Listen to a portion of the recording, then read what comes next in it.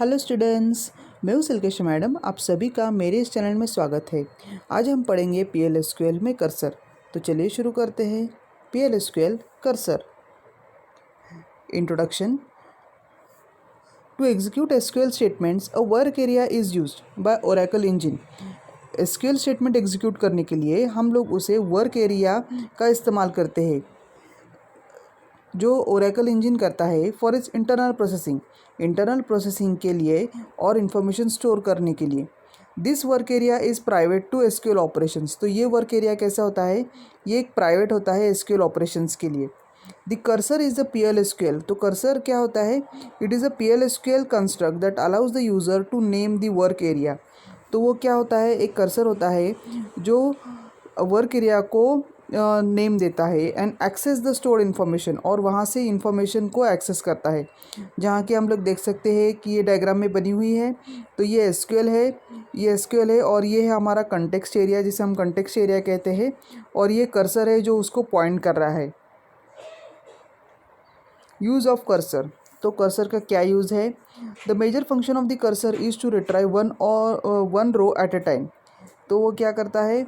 एक रो रिट्राइव करने के लिए उसको हम लोग यूज़ करते हैं फ्रॉम अ रिजल्ट सेट, जो हम लोग रिजल्ट सेट से उसको रिट्राइव करेंगे। SQL commands which operates on all the rows in a result set one at a time. तो SQL कमांड कैसे करता है? वो सारे रोज को ऑपरेट करता है at a time. Cursor is used when the user needs to update the records. तो कर्सर का इस्तेमाल कब होता है? जब यूज़र को अपडेट करना होता है रिकॉर्ड को इन अ रो बाय रो मैनर। तो वन बाय वन जैसे हम लोग रो बाय रो अपडेट करेंगे, तो वैसे उसको अपडेट करने के लिए हम लोग कर्सर का इस्तेमाल करते हैं डेटाबेस में। तो data that is stored in the cursor is called as active data set. तो एक्टिव डेटा सेट क्या होता है? जो डेटा कर्सर में जो स्टोर होता है। Oracle DBMS has another predefined area in the main memory set within which the cursor are opened। तो जहाँ पर ये कर्सर ओपन होते हैं वो अनदर मेन मेमोरी होता है। Hence the size of the cursor is limited. तो साइज कर्सर का साइज़ कैसे होता है? लिमिटेड होता है बाय दिस प्रीडिफाइंड एरिया। तो जो ऑलरेडी प्रीडिफाइंड एरिया है उसकी वजह से उसका साइज़ हो जाता है लिमिटेड। अब हम देखते हैं कि कर्सर फंक्शन क्या होता है। Cursor is a pointer to the context area. जैसे कि हमने अपनी डायग्राम में देखा है कि कर्सर एक पॉइंटर होता है कंटेक्स्ट एरिया को। Definition active set. The cursor holds the rows one और मोर। तो कर्सर क्या होता है? एक या एक से ज़्यादा रो को होल्ड करता है। Return by the SQL statement the set of rows the cursor holds is refer to as the active set. जितने सारे रोज़ कर्सर होल्ड करता है उसको हम एक्टिव सेट कहते हैं। जहाँ पर हम लोग देख सकते हैं ये एक टेबल बना हुआ है। ये है एम्प्लॉय ID, एम्प्लॉय नेम और एम्प्लॉय डेजिग्नेशन। तो यहाँ पर हमारा टेबल बना हुआ है। 2658 एम्प्लॉय है राजेश, और ये है मैनेजर पोजीशन पर। फिर 3846 एम्प्लॉय है सुनील और है क्लार्क। 2984 कुणाल है एनालिस्ट, और 1267 विशाल वो है टेस्टिंग के लिए। तो ये जो एक्टिव सेट है क्या दिखा रहा है हमें? 2984 जो है कुणाल एनालिस्ट, और ये हमारा करंट एक्टिव सेट दिखा रहा है जो कि ग्रीन में हम लोग देख सकते हैं। कर्सर वहाँ पर पॉइंट कर रहा है। तो यह हो रहा है हमारा एक्टिव रो। अभी हम लोग देखते हैं कर्सर एक्शंस कौन कौन से होते हैं। तो एक है डिक्लेयर कर्सर, फिर है ओपन, फेच, क्लोज। तो वन बाय वन देखते हैं हम। Cursor is declared by defining the SQL statement that returns a result set. तो वो जो रिजल्ट सेट डिक्लेयर करता है उसे हम डिक्लेरेशन बोलते हैं। जैसे कि कर्सर, उसका सिंटैक्स है cursor E employ is select EID, E name, E address from employ, जो कि टेबल है। ओपन कैसे करते हैं? Cursor is open and populated by executing the statement defined by the cursor. तो कर्सर हम लोग कैसे करेंगे ओपन? जैसे ओपन और ये टेबल का नाम। When the cursor is opened, the rows can be fetched from the cursor। तो जैसे ही कर्सर ओपन हो जाता है हम उसको रो फेच कर सकते हैं वन बाय वन और इन अ ब्लॉक। तो एक सिंगल रो से भी हम लोग फेच कर सकते हैं या तो एक पूरा ब्लॉक भी हम लोग दे सकते हैं to perform the data manipulation, data को मैनिपुलेट करने के लिए। जैसे कि यहाँ पर दिया है fetch E employees into the EID, E name और ई एड्रेस में फेच करना है क्लोज क्या होता है, after the data manipulation close the cursor. अभी डेटा हमारा मैनिपुलेट हो चुका है, अब हम लोग कर्सर को क्लोज कर सकते हैं एक्सप्लिसिटली। तो हम लोग यहाँ पर कर्सर क्लोज कर देते हैं, जो कि हमने देखा कि डिक्लेयर कर सकते हैं, फिर ओपन कर सकते हैं, फेच कर सकते हैं और उसके बाद क्लोज भी हम लोग कर सकते हैं एक्सप्लिसिटली। और यहाँ पर हम लोग डी एलोकेट कर रहे हैं, जो कि finally delete the cursor definition and release all the system. तो डिलीट कर दो कर्सर को और फिर हम लोग रिलीज़ कर दो सिस्टम रिसोर्सेज जो भी हमने यूज़ किए हैं एसोसिएटेड विद द कर्सर। तो हम लोग डायग्राम में देख सकते हैं कि हम लोग कैसे स्टेप बाय स्टेप जाएंगे।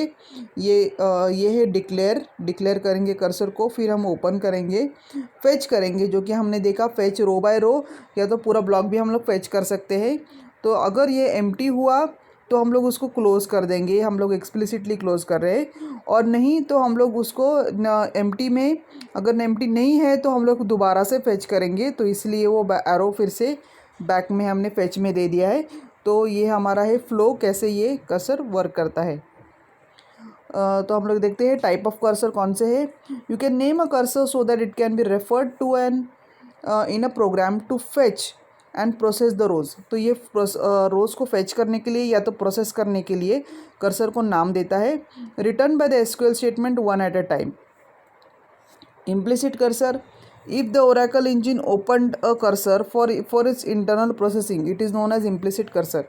तो जब Oracle engine हम लोग इंटरनल प्रोसेसिंग के लिए ओपन करते हैं तो हम लोग उसको implicit cursor बोलते हैं। It is created automatically by for the user by Oracle। तो ऑटोमेटिकली ये क्रिएट हो जाता है और वो कौन करता है, Oracle करता है यूज़र के लिए। when the query is executed in a simpler to code, programmer cannot control the implicit cursor and information in it. तो प्रोग्रामर क्या है, इम्प्लिसिट कर्सर को हम लोग कंट्रोल नहीं कर सकते हैं और उसकी इन्फॉर्मेशन भी नहीं कर सकते। व्हेन अ डीएमएल स्टेटमेंट, अभी डीएमएल स्टेटमेंट जैसे कि insert, update, delete is issued.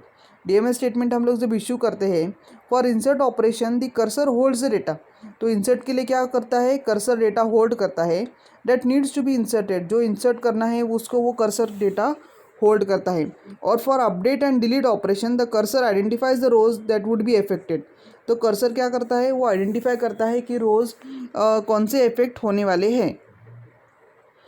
Attributes देख लेते हैं। एट्रीब्यूट्स यहाँ पर है percent found, percent not found, is open, percent row count. तो परसेंट फाउंड में क्या होता है, रिटर्न्स ट्रू, तो वो ट्रू रिटर्न करता है। इफ़ एन इंसर्ट, अपडेट और डिलीट, ये इंसर्ट, अपडेट और डिलीट स्टेटमेंट अफेक्टेड वन और मोर रोज़, एक या एक से ज़्यादा रोज़ को अगर इफेक्ट हुआ तो वो ट्रू रिटर्न करता है। और the select statement in the return one और मोर रोज़, या तो सिलेक्ट स्टेटमेंट एक से ज़्यादा रो को रिटर्न करता है। परसेंट नॉट फाउंड में रिटर्न्स ट्रू, अब ये क्या करता है, ट्रू रिटर्न करता है। अगर यहाँ पर मिल जाता है तो वो ट्रू रिटर्न करता है। यहाँ पर if not found, if an insert, update और delete statement affected no rows, आगे किसी भी रो को इफेक्ट नहीं करता है। और सिलेक्ट स्टेटमेंट्स रिटर्न नो रोज़, कोई भी रो को अगर रिटर्न नहीं करता है तो ये नॉट फाउंड होता है, तो रिटर्न ट्रू करता है। Is open, always return false, ये हमेशा फॉल्स रिटर्न करता है इम्प्लिसिट कर्सर के लिए। ओपन है क्या, फॉल्स रिटर्न करता है। Because Oracle closes the SQL cursor automatically, Oracle क्या करता है, एसक्यूएल कर्सर को ऑटोमेटिकली क्लोज करता है।